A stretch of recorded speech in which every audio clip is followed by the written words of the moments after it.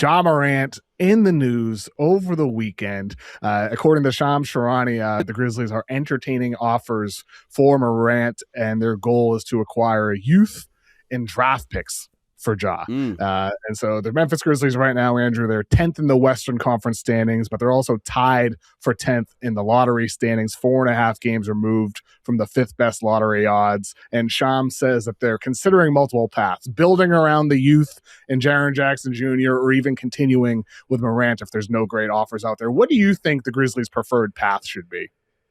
Well, I would certainly want to trade Ja if I could, if I'm the Memphis Grizzlies right now. The question I have is, for whom does Ja Morant make sense? When you look at the contenders, it's hard to make the argument that he would be a good bet for most of the good teams in the league.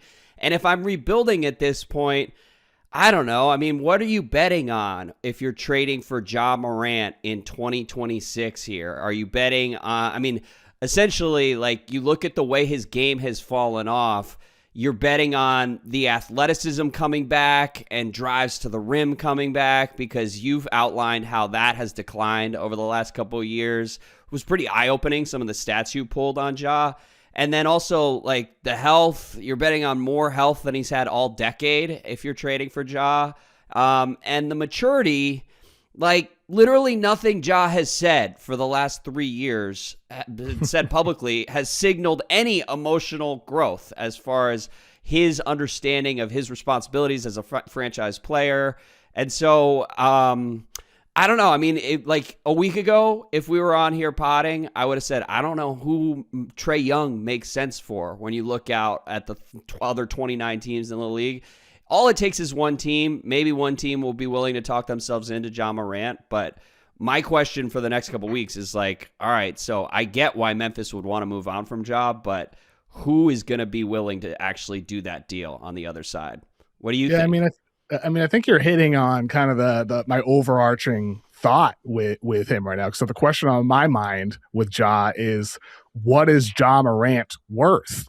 What is Ja Morant worth? That's the question on my mind, because what a decline. He wins Rookie of the Year in 2020, becomes the most electric player in the NBA. In the 2022, he makes him the All-Star team, All-NBA, named Most Improved. He's named an All-Star again in 2023. At the time, he had played 80% of all possible games his first 4 years. And then after that, it all fell apart. The guns, the suspensions, the injuries, the lack of leadership. He had played in only 38% of all possible games the last 3 years, and he's expensive. He makes $42 million annually for 2 more seasons with declining performance. As you said, declining at rim finishing, not dunking as often. He's plateaued as a subpar shooter, even gotten worse from earlier in his career. Horrible, exactly. And so he's only 26, but he right now, at this stage of his career, he looks like a guy who's past the peak of his career. And so I want to be fair to Ja, though, because I've always been critical of him. And this season, midway through first 12 games, he was getting to the rim at a career low rate. Only 18% of his shots were coming in the restricted area. And that's continued a worrisome trend for him year after year, settling for jumpers. Only 31% of his shots came from three. He was shooting with Killian Hayes level efficiency, though, and then a calf strain knocked him out for a month. He's played only 6 games since then, still dealing with a calf injury, but the numbers are way up. 36% of his shots are being taken at the rim, only 17% of his shots from three. He's shooting better from every area on the floor. But the funny thing is here, even though it's a super tiny sample, Andrew, that 6-game sample is basically equal to his 2 all-star seasons that he's had. Only decimal points are separating what he did here. His scoring efficiency is pretty much equal. His shot distribution is aligned. Roughly 1/3 of his shots taken at the rim, only half from mid-range, the rest from three-point range. Much better distribution that aligns with what he did as an all-star in 2021 and 2020, or 2022 and 2023. And so I ask you, Andrew, could trading for Ja actually be a buy low opportunity?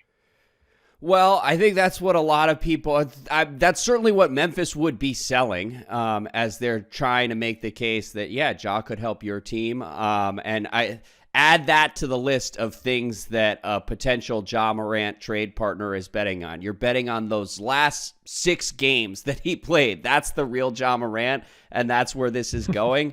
it's not the craziest risk in the world if you have literally nothing else going on. So like the team that's been mentioned in the Ja rumors over the last 2 weeks that has made me raise an eyebrow is maybe Milwaukee rolls the dice on Ja Morant and talks themselves into it because they don't really have a path to any other star level guy. I would understand the logic on that front.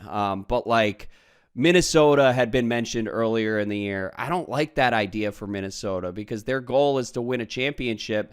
And Ja, even at his peak, there were fatal flaws in his game that probably limited the upside and limited the ceiling any Ja Morant team was going to have because he's not a good shooter, because he's not a good defender, and because he has to play this heliocentric style in order to get the most out of Ja Morant. And I think that that's bad for some of his teammates. Like, yeah, he can pile up assist numbers, but in terms of getting the most out of a group, I think there are players that I like Darius Garland more as a point guard who's in the middle of their 20s and potentially at a crossroads. I just think Ja at this point is a pretty bad bet. Do you have any favorite teams you would want to send him to? The Kings. The Kings are the team that I think should trade for Ja Morant is the Kings, because you look at Sacramento talking about not having a lot of paths forward right now. Ja is still a bet. It's a gamble for a team. They can just say, screw it. Well, they have 8 or 9 future first round draft picks, including the Wolves first in 2031. They could trade multiple swaps in a deal like this. DeMar DeRozan, Devin Carter, a former lottery guy, and Dario Saric is lottery filler. And, I think you get 10 years younger from 36-year-old DeMar to 26-year-old Ja, and you give up swaps. But should you think about Ja as a 26-year-old right now? Because everything we just discussed, it's like he's speed run Allen Iverson's career and is now in the like Pistons era of Iverson or the Nuggets era of Iverson. I mean, if you're Sacramento, I mean, it's been pretty dark the last year or two. So I get just rolling the dice and seeing what you have there. But at the same time, 26 years old just feels a little bit misleading when we talk about Ja Morant. I think that's a good point, right? I mean, like the decline with him, it definitely is a speed run career, as you said with John. I think ultimately the Kings, 10 years younger, might be a little misleading. DeMar DeRozan being 36 is a very real thing with his performance this year on the defensive end of the floor. But offensively, he still has it. Ja Morant at 36 might not even be in the NBA.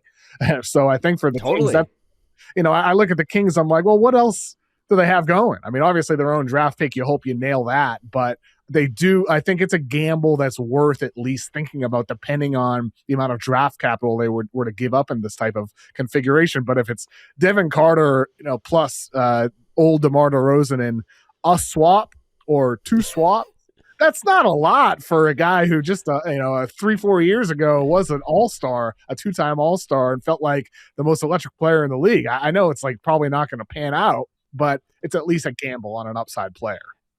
Yeah, I'm glad your production team prepared the graphic, because I'm looking at the graphic on the screen. The only thing I would cross out is future picks. If I'm Sacramento, I sit there in Sacktown and I call Memphis's bluff and say, you don't have anybody else who's interested in Ja Morant. We will take him for nothing. Basically the Trae Young offer.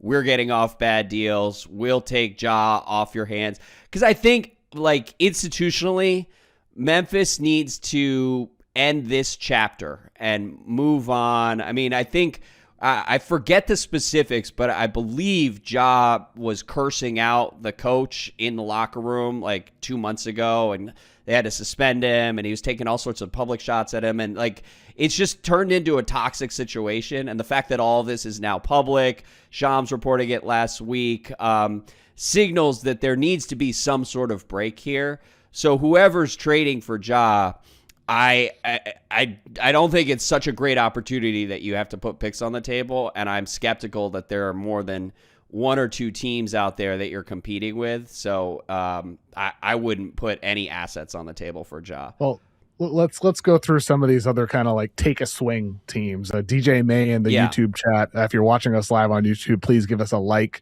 and feel free to comment with any of your ideas as well. DJ May said, "How about quickly and picks for Ja Morant?" And that's an idea, basically exactly what I had as well, because in part you have the Steinline, who did report that the Raptors made a very similar offer to the Hawks for Trae Young before he was traded to Washington. And so in theory, perhaps maybe you could see the Raptors again try to say, well, you know what, we'll give up a little bit of draft capital in the future with quickly and salary filler like Grady Dick and go get a Ja Morant. Now, I feel the same exact way that you do about the Kings as I do here with the Raptors, because I think they have like a pretty solid thing going right now. And I think Trae made a little bit of sense because of his perimeter oriented style.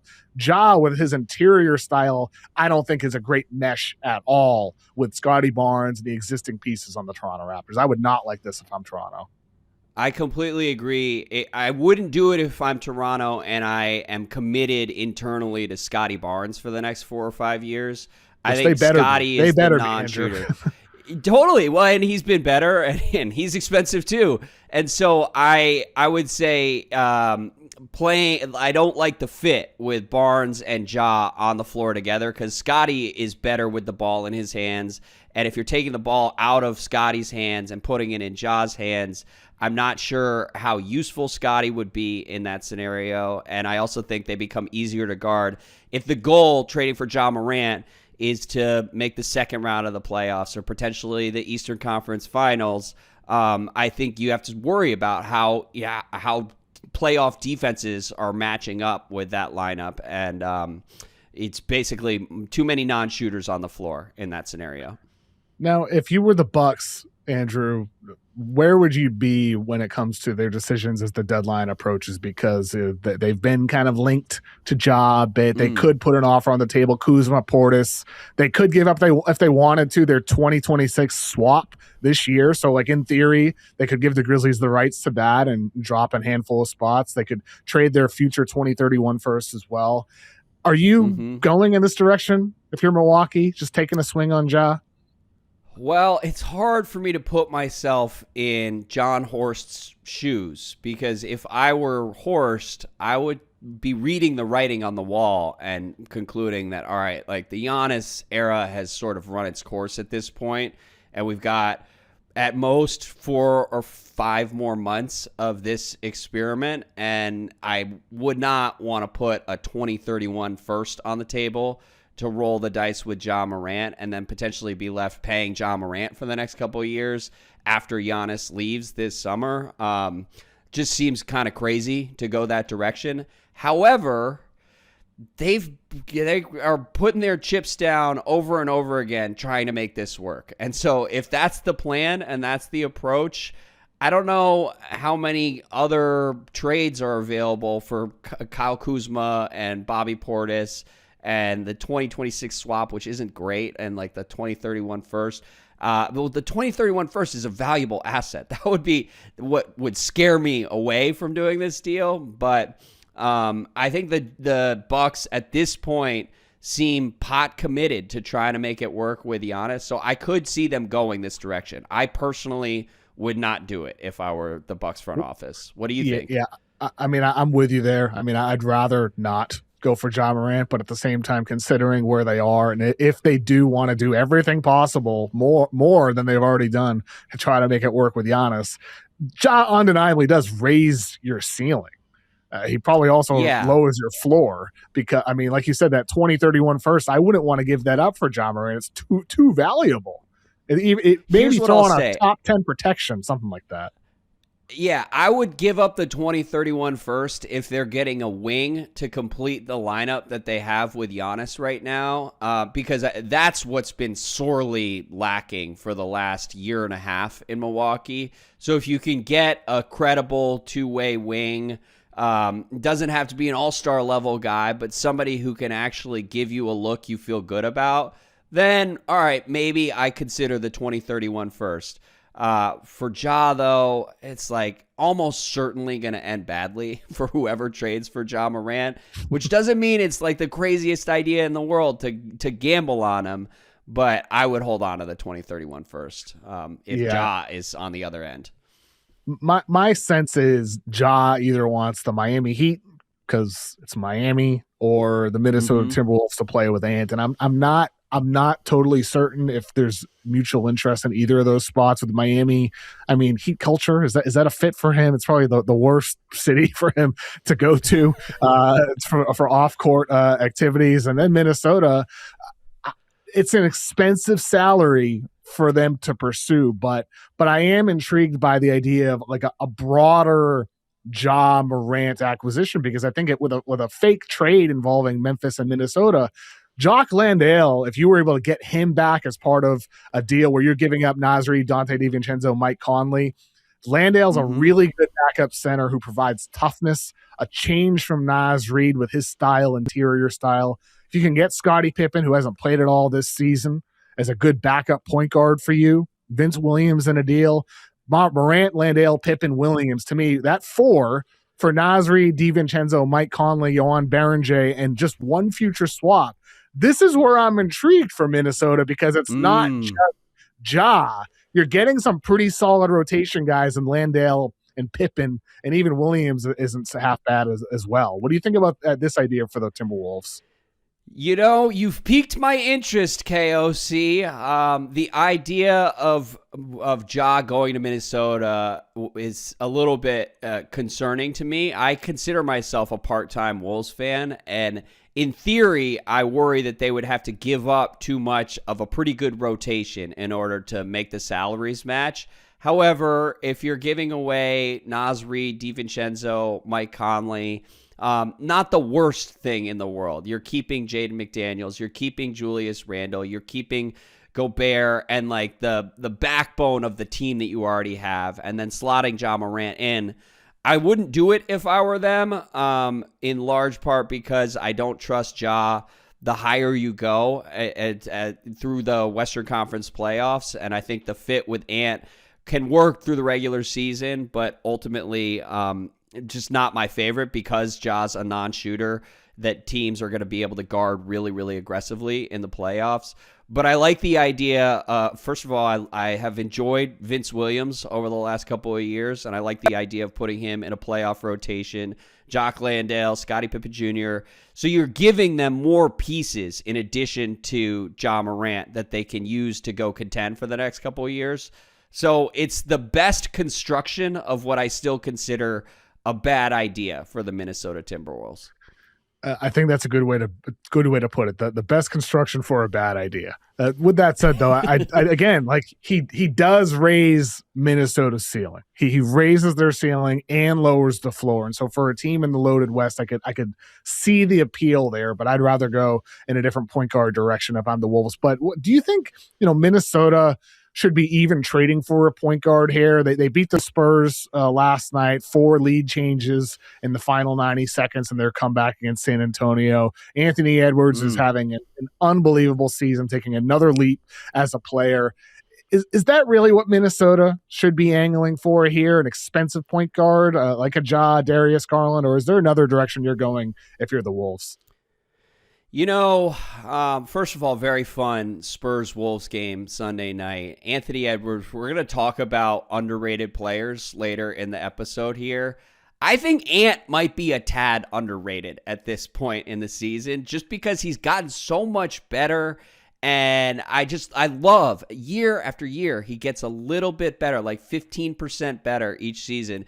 And what he's done to improve his skills in the mid-range and as a closer, and we saw it over the final 2 minutes against the Spurs Sunday night. Just awesome stuff from Ant. So shout out to Ant, and I feel good about the Wolves. That's why I wouldn't make like a dramatic, let's add another max player and hope that the distressed asset works out for us and Ja has a whole other chapter of his career ahead of him.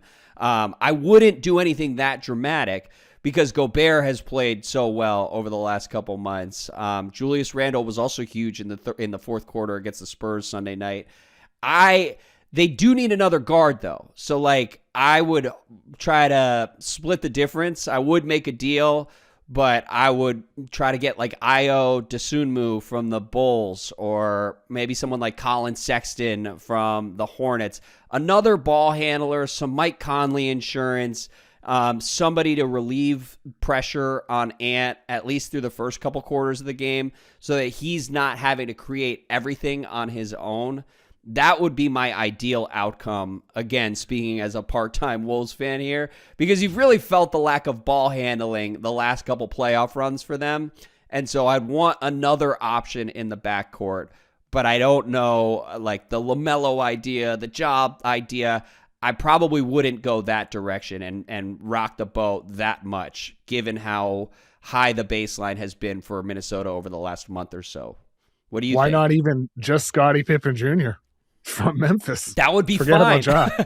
Yeah. I was looking at Memphis's roster earlier, and I was like, I would rather trade for Cam Spencer if I'm Minnesota than Ja Morant if I'm Minnesota. So some sort of option like that would be great, and I hope that's the direction they go, because I think like a seventh man, an eighth man could be really useful for them as they try to make a Western Conference Finals run, potentially a Finals run. I think all that's in play without another max guy.